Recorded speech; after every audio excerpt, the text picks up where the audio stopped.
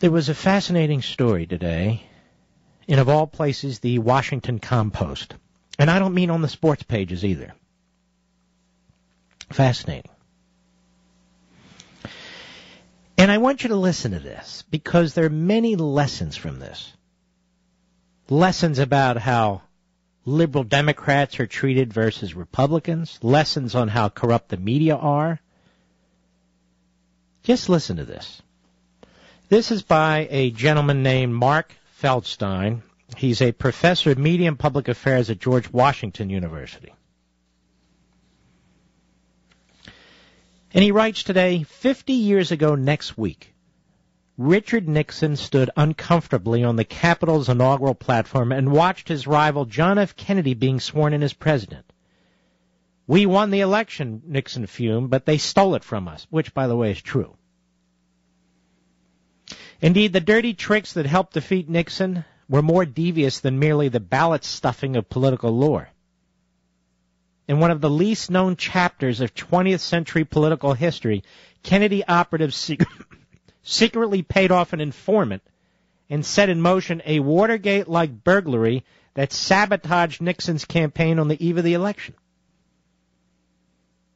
It began in the fall of 1960, when the Kennedy campaign spread word that Vice President Nixon had secretly pocketed money from billionaire Howard Hughes, whose far-flung business empire was heavily dependent on government contracts and connections. Reporters for the St. Louis Post-Dispatch and Time magazine corroborated the allegations, but their editors feared publishing such explosive information in the days of the tightly fought campaign would be a problem. That is, the last days. Gee, some journalistic ethics back then. So the Kennedys turned to two crusading liberal columnists, Drew Pearson and Jack Anderson, who had been attacking Nixon for a decade. It was a journalistic atrocity, quote-unquote, to conspire with the Kennedy Hawkshaws to help get the goods on their opponent, Anderson admitted.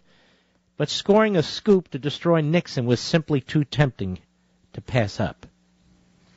Anderson dropped by the Washington office of Kennedy lawyer James McInerney.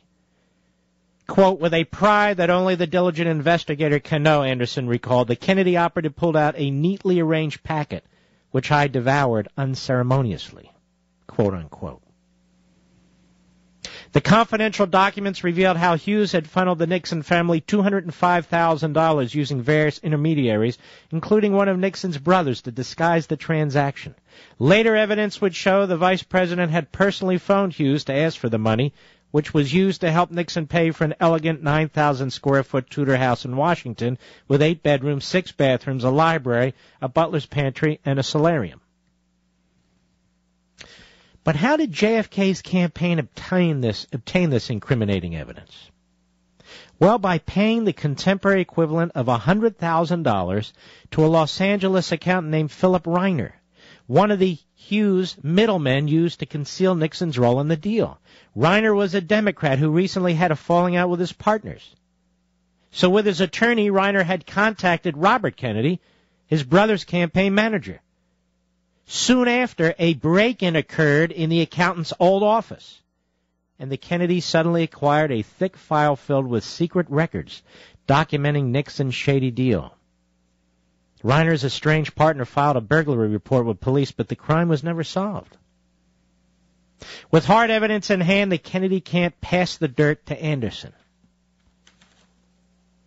News outlets around the country trumpeted the revelations in headlines. The political hit inflicted maximum damage on Kennedy and reinforced his conviction that his enemies in the press and politics were out to get him. Days later, Kennedy was elected president by the narrowest margin in American history to that point. Nixon and his advisors blamed the Hughes scandal. Accurate or not, this perception haunted Nixon for the rest of his public life. Nixon always believed he was the true winner of the 1960 campaign. He called the Kennedys the most ruthless group of political operators ever mobilized, and said they approached campaign dirty tricks with a roguish relish that overcame the critical faculties of many reporters. Indeed, the mysterious break-in to recover Nixon's incriminating financial documents convinced him that such burglaries were standard practice in national politics. Nixon vowed that he would never be caught unprepared again, and he ultimately established his own corps of hard-nosed operatives to carry out espionage and sabotage, which culminated in the botched break-in a dozen years later at the Watergate office of the Democratic Party. A half-century afterward, Washington still lives with the residue of the Kennedys' little-known dirty trick, which helped unleash our modern scandal culture and continues to influence politics and media today. Robert Feldstein, Professor, Media and Public Affairs, George Washington University. How many liberals will talk about this?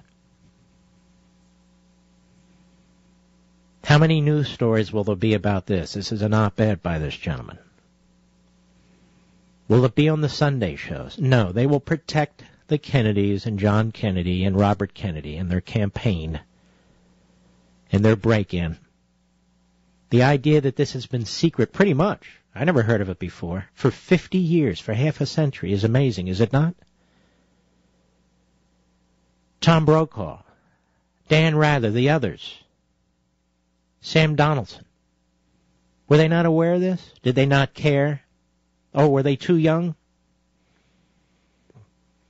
They weren't too young to cover Nixon, or some aspects of him.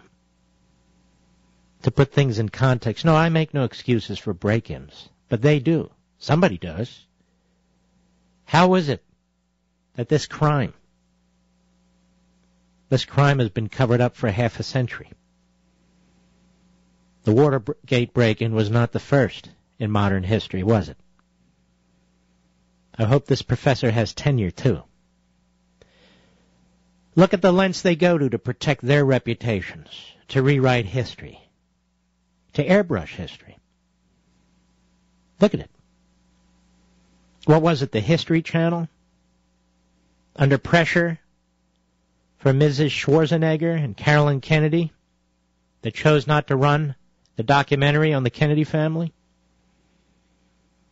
Other cable outlets have turned it down too. Why is that?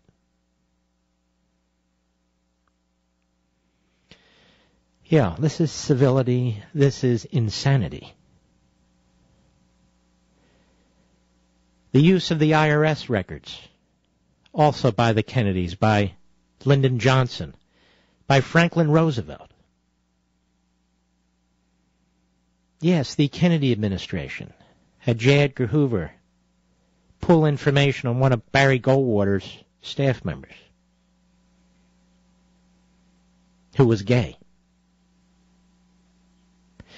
And that was done by liberals. Use of the FBI, use of the IRS, break-ins. I'm not saying it's exclusively Democrat, but how is it that when we talk about Franklin Roosevelt, we never talk about that? How is it when we talk about Franklin Roosevelt, we never talk about the internment of 110,000 Japanese Americans and Americans of Japanese descent? How is it? How is it that when we talk about the Kennedys, we're not allowed to talk about the mob? Or if we do, we have to be very careful about how we do it because we don't want to ruin Camelot. Or the old man Joe, ambassador to Britain, had to be yanked by FDR because of his anti-Semitic remarks and his back-channel dealing with the German Third Reich. What about it?